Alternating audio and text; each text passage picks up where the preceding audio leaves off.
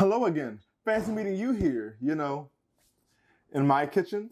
Welcome back to me doing whatever I do on this show. Is it a show? I guess it is a show, huh? It is probably a show. Yeah, so we're back. As you guys know from the previous video, that I am working on making some preparations for my Mixology stream that I'll be doing this Saturday. Hopefully this video should be up. This video will be up. This video will be up before Saturday. Regardless, I'm making some preparations for my Mixology stream, and I thought I'd show you guys how to make some clear, beautiful, crystal clear ice. Everybody knows that beautiful clear ice is the perfect thing for a perfect cocktail. Vision is like half of the aesthetic of eating things. Like you eat things with your eyes, or you taste. Enjoying something starts with your sight. So if it looks pretty, then it'll taste pretty. So we're gonna make pretty ice. That's basically what I'm trying to say. So I learned how to make ice on YouTube. I watched a few different people that talk about making clear ice. So I'm going to just go with a method that I think works. It'll be my first time doing it. So you're gonna see me live and in person try it for the first time ever, so you can see if these techniques actually work. And if I scuff it up, then you'll just be along for the ride of watching me scuff it up. So without further ado, let's just... They ask you how you are, you just have to say that you're fine when you're not. Without further ado, let's go ahead and get started with this video, because I'm sure you guys are tired of listening to me talk about nothing. All right, so the first thing we're going to need is you're going to need an ice chest, or a cooler, as some might say. I'm using this red igloo cooler. I got it for about $9 to $12 from my local Walmart. It is about a 9-quart cooler, or at least that's what it says on the side. And you definitely want to make sure that you have a cooler that can open its top like this. This is going to be very, very important for our freezing of the ice. You want to make sure it has a top that can just come off and be completely exposed to the elements. So the interesting thing about making perfectly clear ice is that whenever you make ice, the reason why it doesn't come out clear and why it comes out all cloudy, kinda, is because there are impurities that form in the ice during the freezing process. But the thing is, the impurities, from what I've gathered from watching videos on YouTube about the subject, that all of the impurities form in the ice towards the end of the freezing process. So if we can control how the water freezes, we can basically manipulate where all of the impurities go, and we are left with a beautiful crystal clear ice. So the reason why you want a cooler like this, you want an open top, so that way when you put it in your freezer, the water freezes from the top to the bottom. That way all of the impurities end up at the bottom of your ice block. So basically this is gonna make just one giant ice block. And after we get that giant ice block, we're gonna take it out. We are going to basically cut out the ice from that ice block that we want to keep for ourselves, essentially.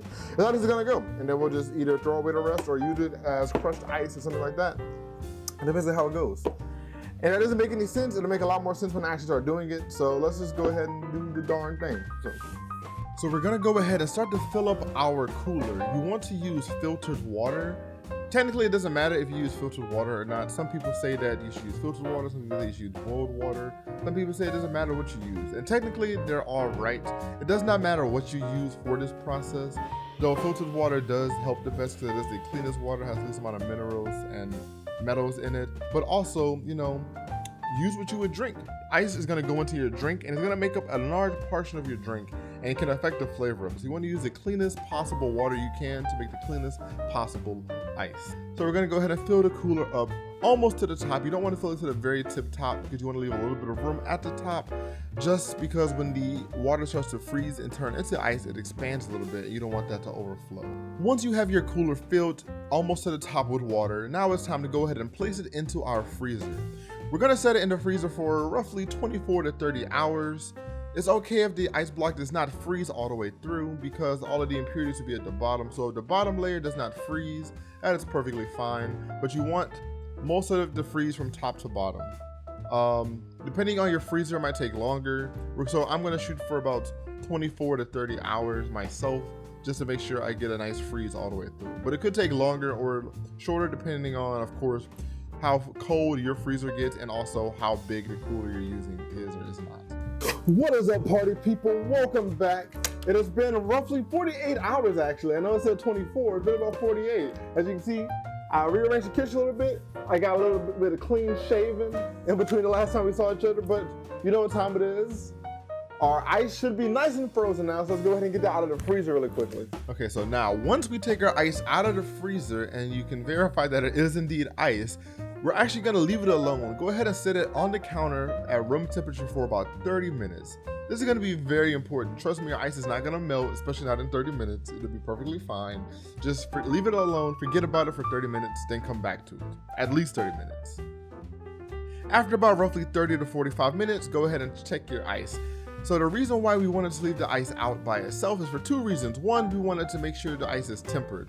Basically what that means is it sat at room temperature, it was able to kind of naturally thaw out a little bit, and now it won't crack due to the harsh temperature change once exposing it to the air. And then two, we wanted to make it easy to just slide right out. So now that some of the ice has melted around the edges, it should just easily slide out of this cooler. You don't have to worry about fighting it to get it out.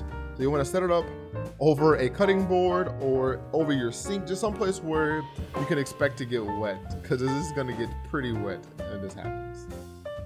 So now at this point, we are going to need some tools. Once your block of ice is out and is big and bold and beautiful, if your ice didn't freeze all the way to the bottom, you might have a watery mess on your counter right now. My ice did kind of freeze. So there was a bottom layer that got frozen, but as you can probably see in the video, that there's a bunch of unfrozen water lingering around in there, just waiting to explode at me. So I'm gonna be very careful about trying to get this out so I don't just get water all over the place, but there's no promises. So you're gonna need two tools at this point. You're going to need a serrated knife, specifically a serrated knife, and then like a hammer or something that's a chisel that will help you free the ice.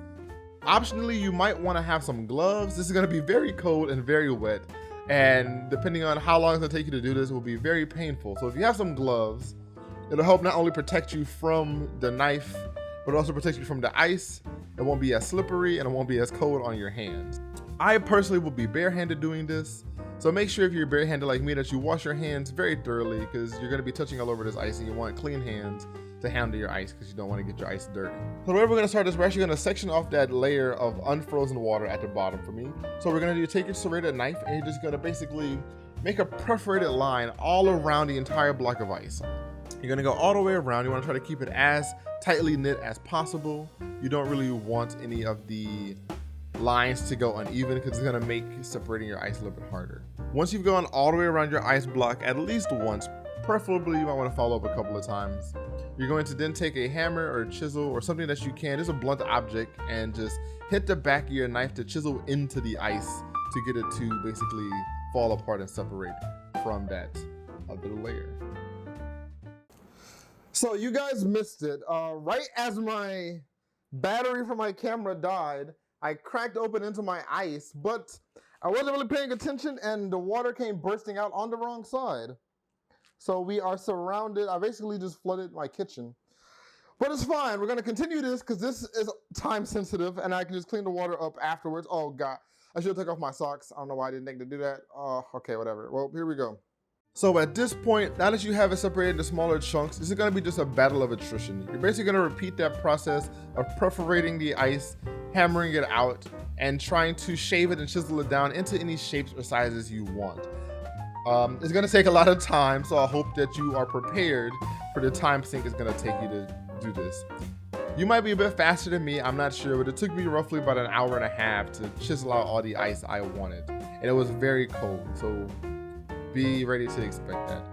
Luckily, because this ice is denser, it takes a way longer time to melt. So the ice was sitting out the entire time and I had no issues with it melting. I mean, granted, it did melt a little bit, but like none of it like melted all the way down to like nothingness. As you cut out your different pieces of ice, you want to go ahead and just throw them in like a freezer bag and just toss them in the freezer. They'll hold. It'll be perfectly fine. They'll refreeze fine and they'll stay nice and clear, I promise. I was aiming for a couple of ice cubes, a couple of ice spears. I really wanted a really nice ice spear, but I was having a really hard time properly chiseling one out. But as you will see at the end of the video, I was able to get a couple of proper looking ice spears, and I'm pretty happy about that. I don't have any molds to do any ice balls, so unfortunately I don't have any ice balls. All of my ice cubes would be more square in shape than they will be round. So I apologize, you want to see some cool ice cubes. Maybe next time I'll look into getting one of those fancy like $100 Japanese ice cube makers where they like melt down the ice into a cube rounded. They're pretty cool, but I'm probably not gonna do that either. But no matter how long it takes you to finish chiseling out your ice, once you're done, go ahead, sit back, relax, and bask in the beauty of your ice because it is just gorgeous. Gorgeously clear, beautiful ice. Give yourself a cold pat on the back, you deserve it. Good job. Oh, also I wanted to mention before I go, if you have any scrap ice, like the ice shards from like the ice I got just destroyed in the process of you like making the shapes of the ice and everything, you can save those scraps too. Just put them in a bag. They make great like scrap ice. You can smash them up, you get some crushed ice. You can use it as mixing ice. It's still good ice. Don't just throw it away or just, you know, don't drain it or whatever. Leave a comment letting me know if you liked the video or if you wanted me to put the ice in a drink. Like you want me to make something else and then you want to see the ice going in that drink of something else. Let me know. I'm gonna stop talking now because I'm just not making sense anymore. All right, bye.